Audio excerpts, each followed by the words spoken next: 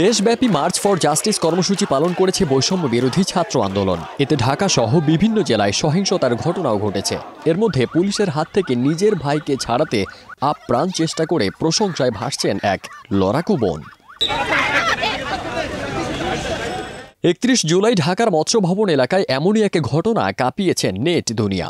ভিডিওতে দেখা যায় একাই একটি মেয়ে পুলিশের গাড়ি রুখে দিয়ে নিজের ভাইকে ছাড়াতে চেষ্টা করছেন। পুলিশের কাছ থেকে ছাড়িয়ে নিতে শেষ পর্যন্ত ভাইকে জড়িয়ে ধরেছিলেন মেয়েটি। পুলিশের কাছ থেকে গ্রেপ্তার হওয়া ছেলেটিকে বাঁচাতে মেয়েটির সাহসী কার্যক্রম সামাজিক যোগাযোগ মাধ্যম থেকে শুরু করে সাধারণ মানুষের মুখে মুখে এখন ব্যাপক প্রশংসা পাচ্ছে। খোঁজ নিয়ে জানা যায় পুলিশের গাড়ির সামনে একা দাঁড়িয়ে থাকা মেয়েটির নাম নুসরাত নূর। আর পুলিশ যে ছেলেটিকে গ্রেপ্তার করেছিল তিনি নুসরাতের ভাই নূর হাসান। ভাইকে যাতে পুলিশ নিয়ে যেতে না পারে এজন্য গ্রেপ্তারের আগে সব ধরনের চেষ্টা করেছিলেন বোন নুসরাত। তবে গ্রেপ্তার হওয়া নূর হাসান নিজের ফেসবুক প্রোফাইলে পোস্ট দিয়ে জানিয়েছেন পুলিশ তাকে ছেড়ে দিয়েছে, আপাতত তিনি মুক্ত।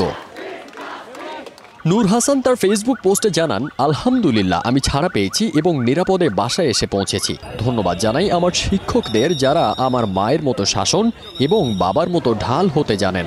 ধন্যবাদ জানাই আমার সিনিয়র আপু এবং ভাইদের এবং আমার বন্ধুদের যারা এক মুহূর্তের জন্য আমাকে ছাড়েননি।